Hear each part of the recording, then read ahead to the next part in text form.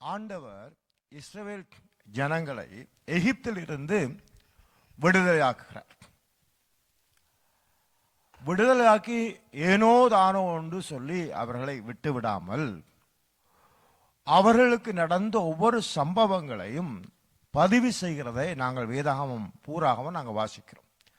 அவர்கள் எங்கே இருந்தார்கள், யாருடைய சந்ததியார், யாருக்கு பிறந்திருந்தார்கள், அவர்களுக்கு என்ன சொல்லப்பட்டது, என்ன கொடுக்கப்பட்டது என்கிற முழு விவரமும் வேதாகமம் பூராகவும் நாங்கள் பார்க்கலாம்.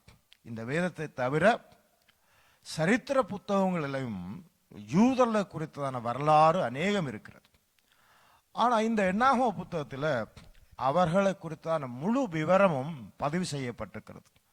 அவர்களை கூத்திரம் கூத்திரமாக எண்ணி பதிவிடுகிறதை நாங்கள் பார்க்கிறோம்.